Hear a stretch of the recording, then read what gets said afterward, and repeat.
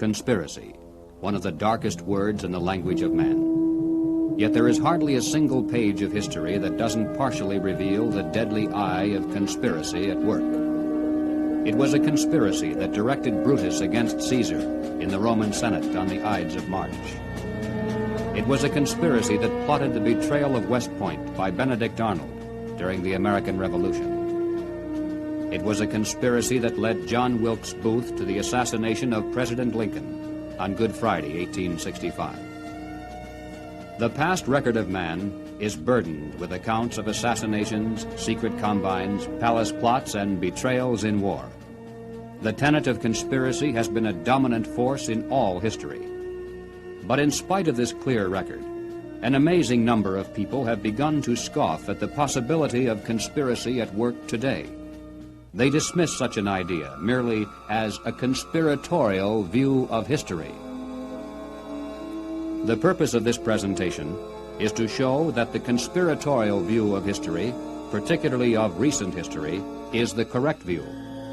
That there is a secret and powerful combine at work today, that it constitutes the unseen government of the United States, and that it properly can be identified as the capitalist conspiracy.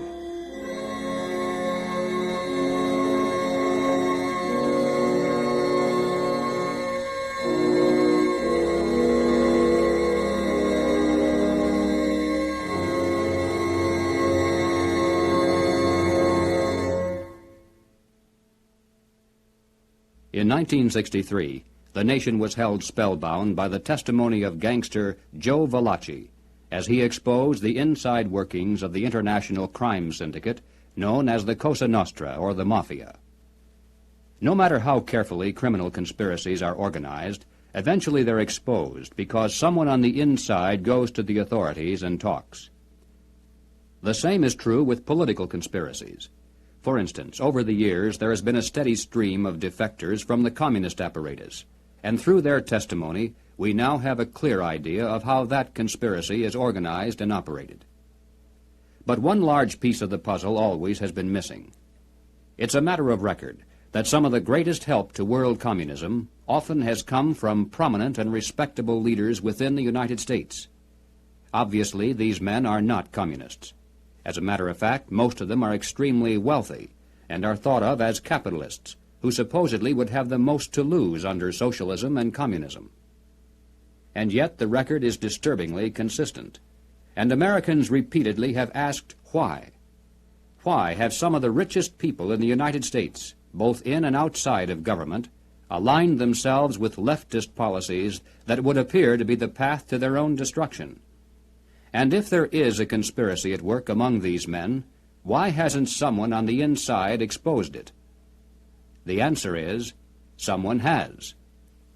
Dr. Carroll Quigley is a professor of history at Georgetown University. He is the author of the widely used textbook, Evolution of Civilization. He is a member of the editorial board of the monthly periodical, Current History. He has been a frequent lecturer and consultant for such groups as the Industrial College of the Armed Forces, the Brookings Institution, the U.S. Naval Weapons Laboratory, the Naval College, the Smithsonian Institute, and the State Department. Dr. Quigley also has been closely associated with many of the family dynasties of the super-rich. He is, by his own boast, an insider with a front-row view of the world's money power structure. When Dr. Quigley wrote this 1,300-page book of dry history entitled Tragedy and Hope, it was obvious that it would never be read by the masses. It was intended for the intellectual elite. And to such a select readership, Dr. Quigley cautiously exposed one of the best-kept secrets of all time. But he also made it quite clear that he was an extremely friendly apologist for this group, and that he fully supports their goals and purposes. On page 950, Dr. Quigley says, "I know of the operations of this network because I have studied it for 20 years and was permitted for 2 years in the early 1960s to examine its papers and secret records. I have no aversion to it or to most of its aims, and have for much of my life been close to it and to many of its instruments. In general, my chief difference of opinion is that it wishes to remain unknown." Dr. Quigley points out that During the past 200 years, while the peoples of the world gradually were winning their political freedom from monarchies, the major banking families of the world were nullifying the trend toward representative government by setting up new dynasties of political control, but behind the scenes, in the form of international financial combines. These banking dynasties had learned that all governments, whether they be monarchies or democracies, must borrow money in times of emergency, and that by providing such funds from their own private resources, with strings attached, of course, gradually they could bring both kings and democratic leaders under their control. Dr. Quigley believes that people should be more familiar with the identities of these clever banking dynasties. They include such names as Baring, Hambros, Lazard, Erlanger, Warburg, Schroeder, Seligman, the Spires, Mirabeau, Mallet, Fuld, and above all, Rothschild and Morgan. It should be noted that while the Rothschilds and other Jewish families cooperated together in these ventures, this was by no means a Jewish monopoly, as some have alleged. Men of finance of many nationalities and many religious and non-religious backgrounds collaborated together to create this superstructure of hidden power. Its essence was not race, nor religion, nor nationality. It was simply a passion for control over other human beings. Dr. Quigley identifies this group simply as the international bankers. These are not the same as the local commercial bankers with whom we deal in everyday life. International bankers deal not with the general public, but with the industrial giants of the world, with other financial institutions, and especially with governments. The key to their success has been to control and manipulate the money system of a nation, while letting it appear to be controlled by the government. The net effect is to create money out of nothing, lend it to the government, and then collect interest on it, a rather profitable transaction, to say the least. For example, in 1694, international banker William Patterson obtained the charter of the Bank of England, and the power over England's money system fell into private hands. In a boastful mood, Patterson said, "The bank hath benefit of interest on all monies which it creates out of nothing." 230 years later, Reginald Mackina, British Chancellor of the Exchequer, said, "The banks can and do create money, and they who control the credit of the nation direct the policy of governments and hold in the hollow of their hands the destiny of the people." Turning to the United States, Dr. Quigley tells us, "The structure of financial controls created by the tycoons of big banking and big business in the period 1880 to 1933 was of extraordinary complexity, one business fief being built on another, both being allied with semi-independent associates, the whole rearing upward into two pinnacles of economic and financial power. One, centered in New York, was headed by J.P. Morgan and Company, and the other, in Ohio, was headed by the Rockefeller family. When these two cooperated, as they generally did, they could influence the economic life of the country to a large degree, and could almost control its political life, at least on the federal level. In the United States, it was inevitable that the international banking interests would attempt to establish the same kind of private monopoly over the money system that they had achieved in England, France, Germany, Italy, and Switzerland. The same formula would be used: make it look like a government operation, but keep the control in private hands. John D. Rockefeller had purchased the Chase Bank, and his brother William bought the National City Bank of New York.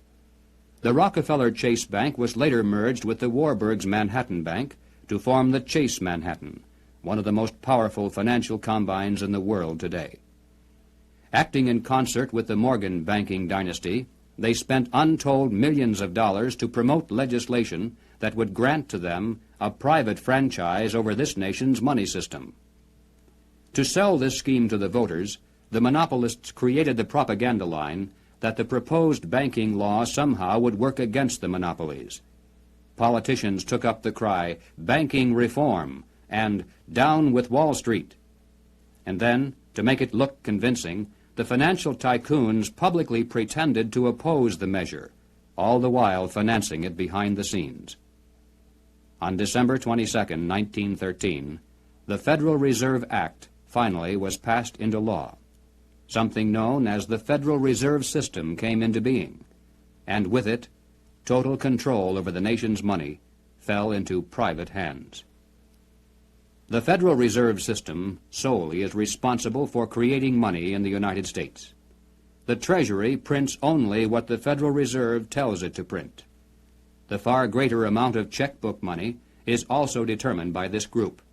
Yet it is not a government agency and is entirely beyond the reach of the American voter.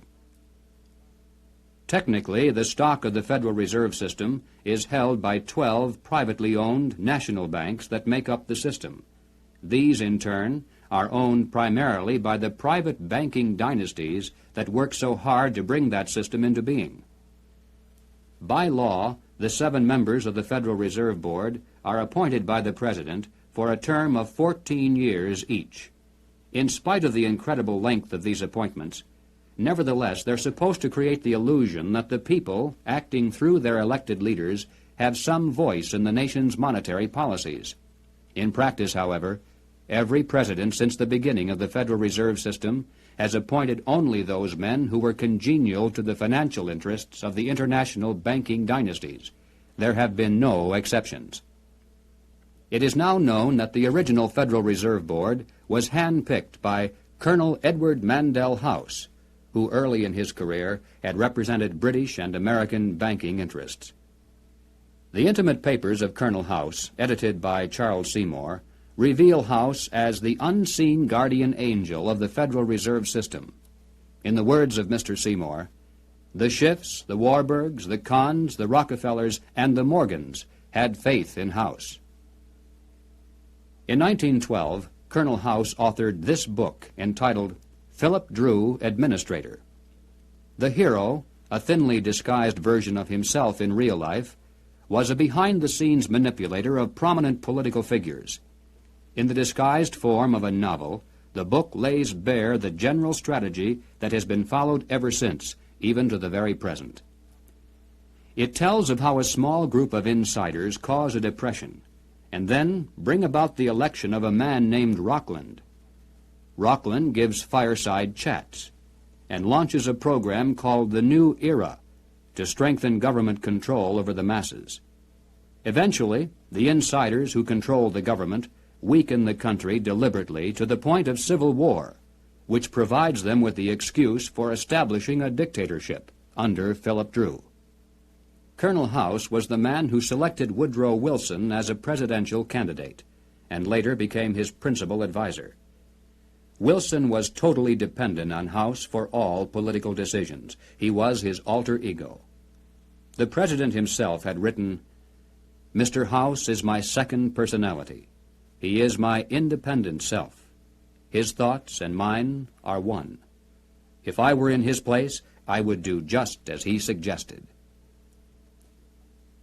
When the federal government goes into debt, it borrows that money from the Federal Reserve System. The national debt presently is at the 400 billion mark. Just to pay the interest on this debt, taxpayers are forced to contribute over $20 billion every year. And remember, that is interest on money created out of nothing.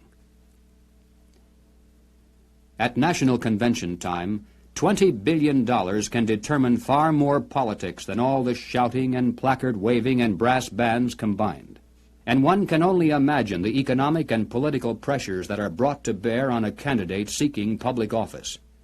Pressures and commitments to make sure that, if elected, the new president will make the correct appointments, not only to the Federal Reserve Board, but also to ambassadorial posts, government agencies, the cabinet, and even the Supreme Court. This is why, through the years, administrations change, party labels change, but major policies do not. In 1870, a wealthy British socialist by the name of John Ruskin was appointed as Professor of Fine Arts at Oxford University in London. He taught his students that the state must take control of the means of production and organize them for the good of the community as a whole. But he advocated placing control of the state into the hands of a single dictator. He said, "My continual aim has been to show the eternal superiority of some men to others, sometimes even of one man to all others." Dr. Quigley tells us, Ruskin spoke to the Oxford undergraduates as members of the privileged ruling class. He told them that they were the possessors of a magnificent tradition of education, beauty, rule of law, freedom, decency, and self-discipline, but that this tradition could not be saved unless it could be extended to the lower classes in England itself and to the non-English masses throughout the world. Ruskin's message had a sensational impact. His inaugural lecture was copied out in longhand by one undergraduate, Cecil Rhodes, who kept it with him for 30 years. Cecil Rhodes made one of the world's greatest fortunes. With help from international bankers, he was able to establish a virtual monopoly over all the diamonds that came from South Africa, and most of the gold as well. Throughout his entire life, Cecil Rhodes spent most of his vast income to promote the ruling class ideas of John Ruskin. Many people are familiar with the world-famous Rhodes Scholarships, which were established to promote the less controversial aspects of John Ruskin's dream. But very few are familiar with the fact that in 1891, Cecil Rhodes established a secret society to promote the rest of that dream. Dr. Quigley explains, in this secret society, Rhodes was to be leader. Stead, Brett, Lord Esher, and Milner were to form an executive committee. Arthur Lord Balfour, Sir Harry Johnston, Lord Rothschild, Albert Lord Grey, and others were listed as potential members of a circle of initiates, while there was to be an outer circle known as the Association of Helpers, later organized by Milner as the Roundtable organization. Here, then, was the classic pattern of political conspiracies throughout all history. At the center, usually depicted as the all-seeing eye, there is a tiny group in complete control, with one man as the undisputed leader. Next comes a circle of secondary leadership that for the most part is completely unaware of an inner core. They are led to believe that they are the innermost ring. In time, as these conspiracies are built from the center out, they form additional rings of organization. Those in the outer echelons usually are poor idealistic souls with an honest desire to improve the world.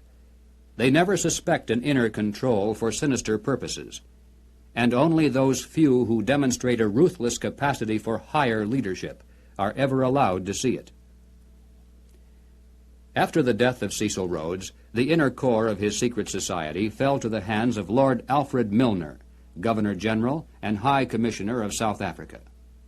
As director of a number of public banks and corporate precursor of England's Midland Bank, he became one of the greatest political and financial powers in the world. Milner recruited into his secret society a group of young men, chiefly from Oxford and Toynbee Hall, and, according to Quigley, through his influence these men were able to win influential posts in government and international finance, and became the dominant influence in British imperial and foreign affairs up to 1939.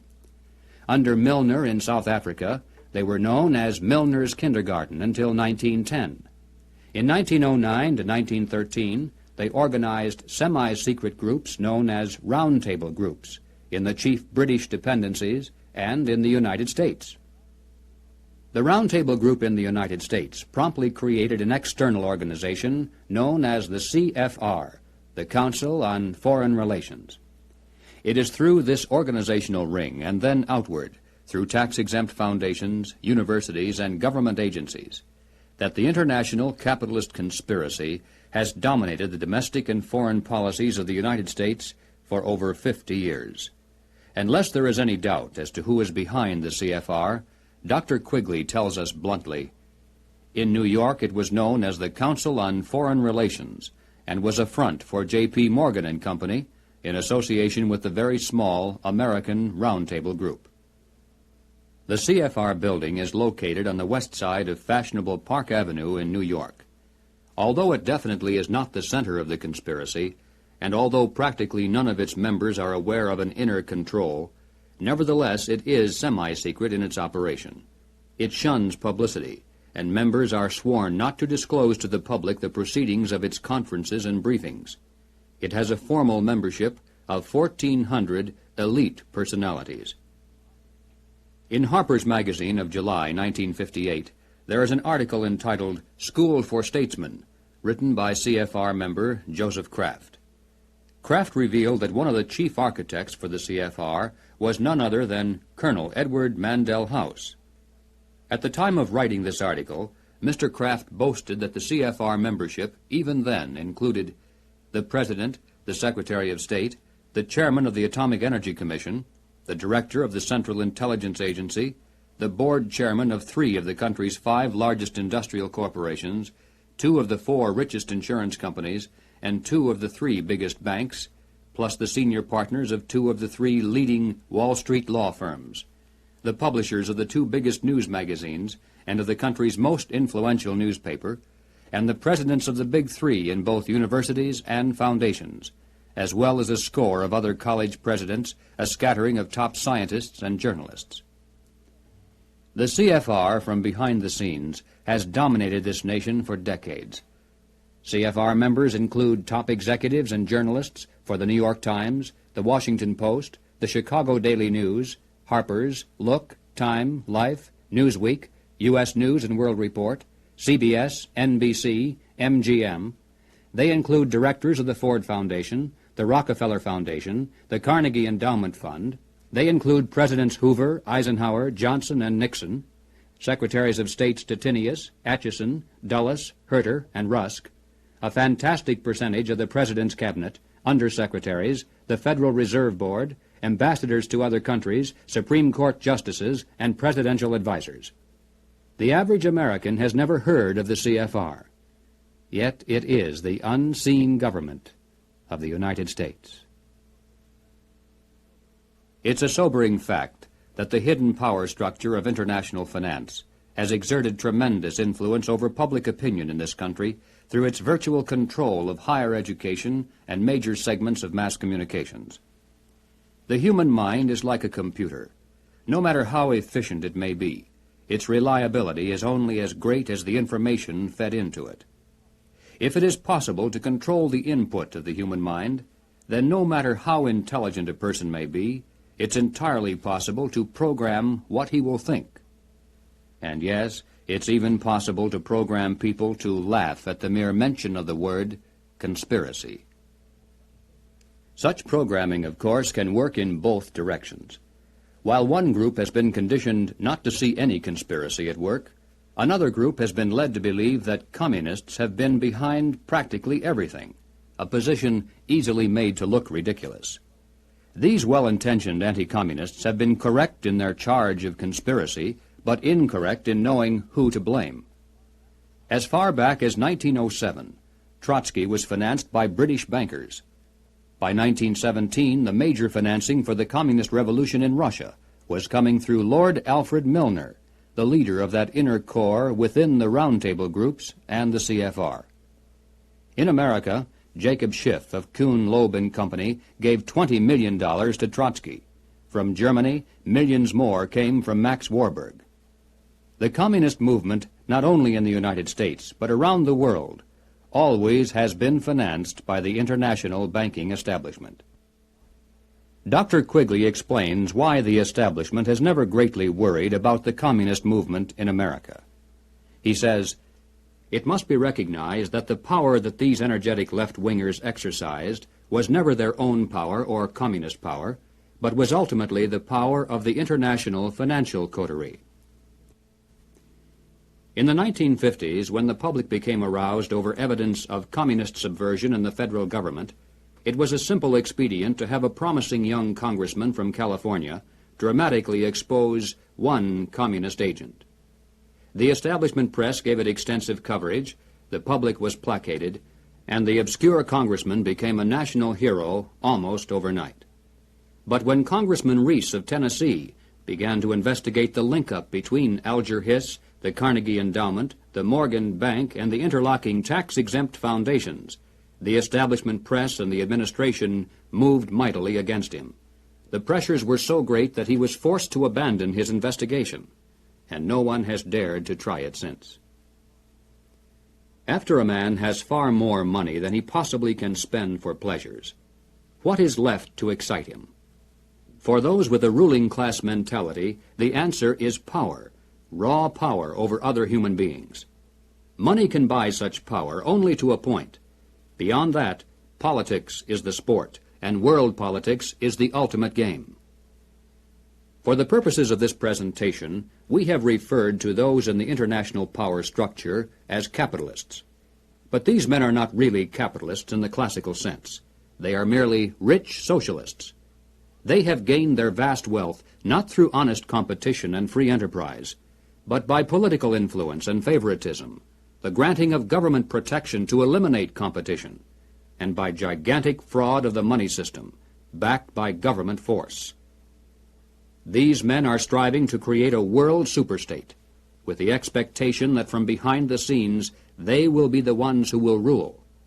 Not free enterprise capitalism, but big government is the conspiracy's life force. World government is its ultimate goal. But what is the best way to sell big government and then world government to a people like ours, historically devoted to an independent republic of limited powers? The answer is simple. In revolutionary literature, the tactic is known as pressure from above and below. It's the strategy that Colonel House laid down in his book, Philip Drew, Administrator. Deliberately create problems, and then offer only those solutions that result in the expansion of government. Create conditions so frightful at home and abroad that the abandonment of personal liberties and national sovereignty will appear as a reasonable price for a return to domestic tranquility and world peace. If those who seek world dominion can stimulate leftist mobs into violent confrontation with local law enforcement, and also provide exhaustive news coverage so that the entire nation can see and tremble, then the peaceful and freedom-loving majority can be programmed to accept a vast expansion of government powers and even a national police force, offered supposedly to end the violence. If those who seek world dominion can raise the specter of an enemy armed to the teeth with superior atomic weapons on the verge of launching a nuclear holocaust, and also offer world government as the prevention, then millions of Americans can be programmed to accept the loss of national sovereignty as our last best hope for peace. This is the meaning of pressure from above and below. To put over police-state measures at home, they need chaos, crime, and anarchy in the streets. To sell the idea of world government, they need the constant threat of nuclear war. Or, as they say in revolutionary circles, the real action is in the reaction. In 1968, Random House Incorporated published this book by James Coonan, The Strawberry Statement, Notes of a College Revolutionary. Coonan carries the usual New Left credentials, and is a classic example of the extent to which a highly intelligent mind can be programmed by the establishment into thinking that it is acting against the establishment. Coonan was one of the leading participants in the first student seizure of an American university, which occurred at Columbia in April of 1968. Initially, the movement was not large, and easily could have been stopped by a simple police action. But, as usual, the anti-establishment forces received their greatest help from the establishment itself. For several days, police were told not to interfere.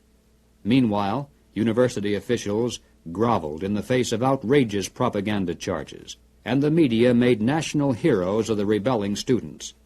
MGM even made a movie out of Coonan's book. On page 130, Coonan wrote, "In the evening I went up to the U to check out a strategy meeting. A kid was giving a report on the SDS convention. He said that at the convention, men from Business International roundtables, the meeting sponsored by Business International for their client groups and heads of government, tried to buy up a few radicals. They offered to finance our demonstrations in Chicago. We were also offered ESSO, or Rockefeller money. They want us to make a lot of radical commotion so they can look more in the center as they move to the left." Jerry Kirk, while a student at the University of Chicago, was active in the SDS, the Du Bois Club, the Black Panthers, and the Communist Party. In 1969, Mr. Kirk broke from the party, and the following year testified before the House and Senate Internal Security Committees. Here is what Mr. Kirk has told us. Young people have no conception of the conspiracy's strategy of pressure from above and pressure from below. They have no idea that they're playing into the hands of the establishment they claim to hate. The radicals think they're fighting the forces of the super-rich, like Rockefeller and Ford, and don't realize that it is precisely such forces which are behind their own revolution, financing it and using it for their own purposes. When Stokely Carmichael was head of the militant revolutionary group known as SNCC, he was invited to speak at the University of Chicago. Jerry Kirk, then still a Black Panther, was among those who attended, and here is how he described Carmichael's appearance. Mr. Carmichael was obviously in the middle of something rather important, which made him more nervous and more tense than in the past. He started speaking of things which he said he could not have said before, because his research was not finished. He spoke of the false consciousness of many blacks who believed the Jews were the instrument of oppression of blacks. And he made note of the fact that even though many Jewish people, for example in New York, own quite a bit of land, one must understand that the overwhelming percentages of mortgages in Harlem was owned not by Jewish people, but by Morgan Guarantee Trust, the Morgan family, and Chase Manhattan Bank, the Rockefellers. He repeated the line from the song he liked so well. "Something is happening here, but you don't know quite what it is, do you, Mr. Jones?" What he was getting at was that the Jews were simply one strata of society who are themselves being oppressed by people who were much richer and much more powerful.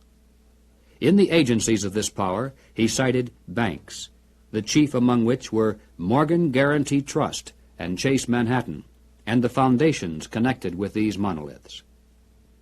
It was not long after this that Stokely Carmichael mysteriously was ousted from both SNCC and the Black Panthers. Apparently, he had learned too much. More and more young radicals are beginning to wake up to the fact that their entire lives have been carefully programmed by the very people who are their hate symbols.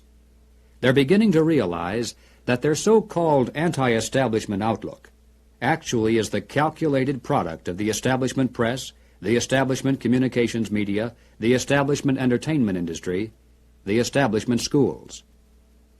Rich men's corporations publish and popularize revolutionary books and songs. Through advertising, rich men's businesses subsidize revolutionary magazines. Rich men's tax-exempt foundations pour millions of dollars into left-wing organizations. The federal establishment in Washington, through agencies like the OEO, provide weekly paychecks to thousands of hardcore revolutionaries. And so we return again to the basic question, why?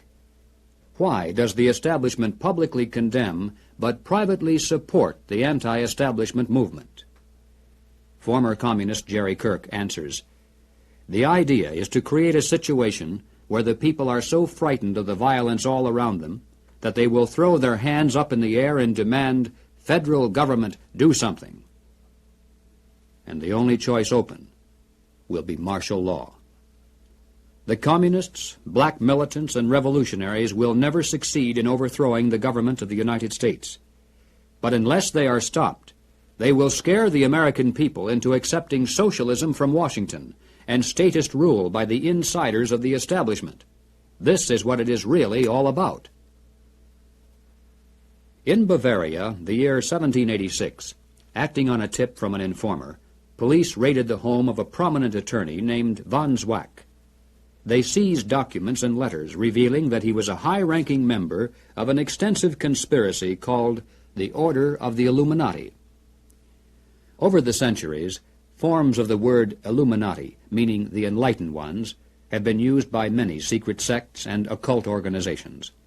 Most prominent among these were the Illuminados of Spain, the Gueronnais of France, and the Roshania of Afghanistan. But these were concerned primarily with psychological and spiritual objectives, a proclaimed inner wisdom and mind mastery of the secrets of the universe. The conspiracy exposed in Bavaria was of an entirely different order. The Illuminati was founded on May 1st, 1776, by Adam Weishaupt, a professor at Ingolstadt University. Weishaupt obviously had been a serious student of the occult, for many of its bizarre features and symbols were incorporated into his organization. Weishaupt had been active in the Masonic lodges of Germany and found in them the perfect vehicle for recruiting into his secret order, which he described publicly as the highest level of Freemasonry. The Illuminati was formally incorporated into the Masonic lodges at the Congress of Wilhelmsbad in 1780. It should be noted that Freemasonry in England and America historically is quite different. Its members are characterized by the highest standards of integrity. Nevertheless, it is a fact that from 1780 on, the Illuminati did flourish as a parasite on the highest levels of the Masonic movement in Europe, especially the Grand Orient Lodges of France. There were 8 conspiratorial rings within rings, advancing from the outermost novice inward to Rex, or king. The king, of course, was Weishaupt himself, who had adopted the code name Spartacus.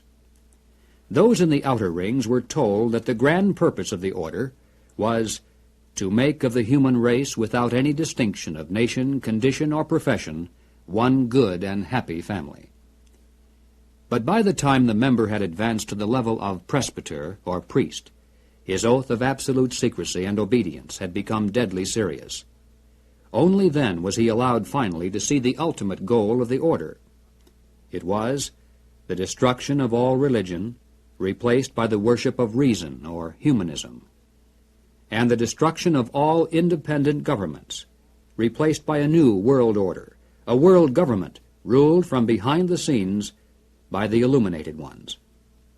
Needless to say, most members were never allowed to see these goals. In the words of Adam Weishaupt himself, "These good folks swell our numbers and fill our money box. Set yourselves to work. These gentlemen must be made to nibble at the bait. But this sort of people must always be made to believe that the grade they have reached is the last." The public record of the Illuminati is quite thin, but it does show that before it was exposed briefly in 1786, it had already enjoyed immense success in attracting into its outer rings some of the most prominent men of Europe. Its roster included important names in both government and finance. It was the most important single force behind the French Revolution. Some years later, an obscure intellectual by the name of Karl Marx joined a conspiratorial circle called the League of the Just. Shortly afterward, this group reformed into still another organization called the Communist League, and in 1847 they commissioned Marx to write their policy statement for the public. It was called the Communist Manifesto. On the surface, the manifesto appealed to the workers of the world to arise against their capitalist exploiters. But it should be noted that the project was supervised by Friedrich Engels, a capitalist of substantial wealth. Marx himself was so unimportant that his name didn't even appear on the manifesto for the first 20 years after its publication. In 1920, just 3 years after the Bolsheviks seized Russia, Winston Churchill declared, "From the days of Spartacus Weishaupt to those of Karl Marx, to those of Trotsky, Bela Kun, Rosa Luxemburg, and Emma Goldman, this worldwide conspiracy has been the mainspring of every subversive movement during the 19th century, and now at last has gripped the Russian people by the hair of their heads." Each year, May 1st is celebrated by communists world over as a day of international solidarity. As mentioned previously, the Illuminati also was founded on May 1st. Undoubtedly, this is merely a coincidence. The symbol of the all-seeing eye is closely associated with the Illuminati. Like many other features of this conspiracy, apparently it was taken by Adam Weishaupt from the occult symbolism of ancient history. It appears today among the symbols of the Rosicrucians, the Freemasons, and many others around the world, including the Cao Dai in South Vietnam. Undoubtedly, it is merely a coincidence that the all-seeing eye now appears on the alternate side of the Great Seal of the federal government, and also on the $1 notes of the Federal Reserve System. At the bottom of the seal, in Roman numerals, there is the date 1776. This, of course, is the year of American independence. Undoubtedly, it is merely a coincidence that it is also the year of the founding of the Illuminati.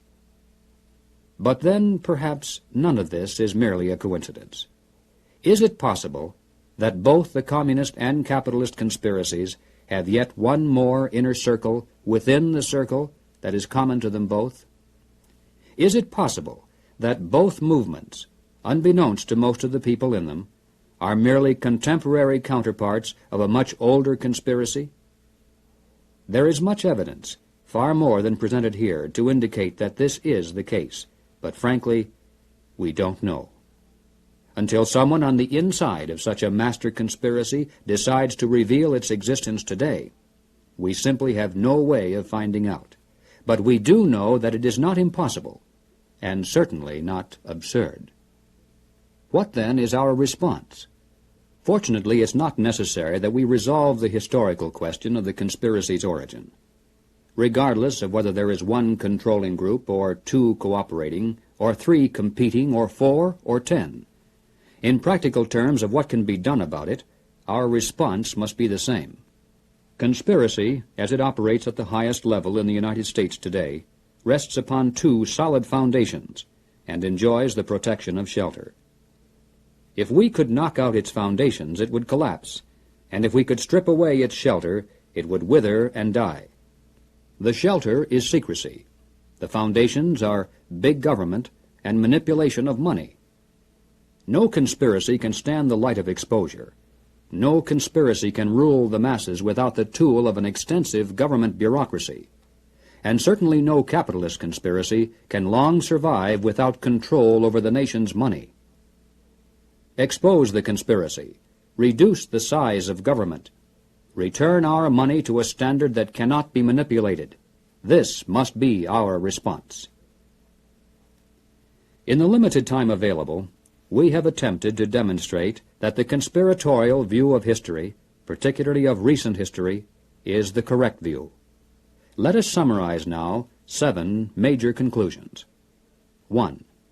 There is and has been for some time a conspiracy among some of the richest people in the world, a conspiracy that virtually owns the money systems of the major non-communist nations. This monopoly is protected by the power of the respective governments, and is used to perpetuate the conspiracy's vast wealth by the creation of money out of nothing. 2. In the United States, this monetary fraud is perpetuated through the Federal Reserve System. Although the executive branch theoretically has some control over this system through occasional appointments, in reality it is the system and those behind it who control the executive branch. 3. The capitalist conspiracy in this country surfaces to public view in the form of the semi-secret Council on Foreign Relations. Its members exercise their control over the nation through government, tax-exempt foundations, centers of education, and the mass communications media. 4.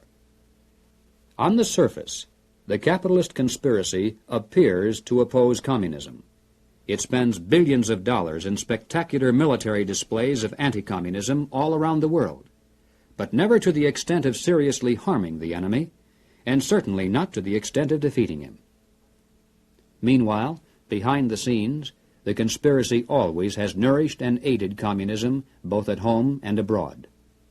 It does this not because it is pro-communist, but because it needs the appearance of a formidable foe, and the chaos byproduct of a managed conflict to advance its own goal of totalitarian world government. 5. There is much evidence indicating that the capitalist and communist conspiracies both are directed by a single master conspiracy which may have continuity with the order of the Illuminati, which was founded 200 years ago. But this historical question is not nearly as important as the immediate question of what can be done about it today. 6.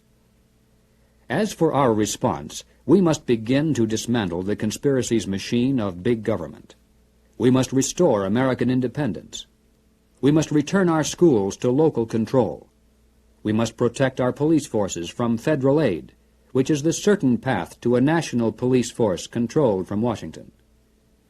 We must denounce revenue sharing as a transparent device leading to control over local government.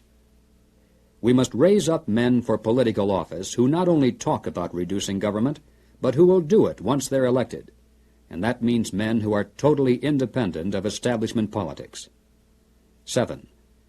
We must reduce the Federal Reserve System to a service function of clearing checks between banks only.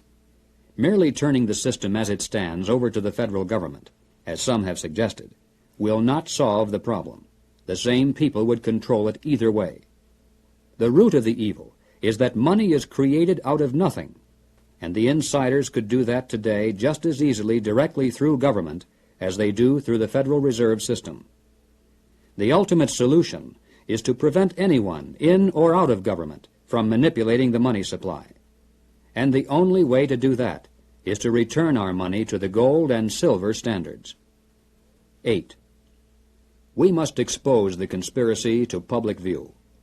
If somehow every American could be made aware of the facts contained in this presentation, if it were possible to circumvent the establishment's channels of mass communication and carry this message person to our friends and neighbors and fellow club members, the conspiracy would collapse like a house of cards. Yes, the hour is late, but it is not too late if we are realistic in our efforts. As Americans, we can still speak out without fear of imprisonment. We can still join together into patriotic groups to multiply our effectiveness.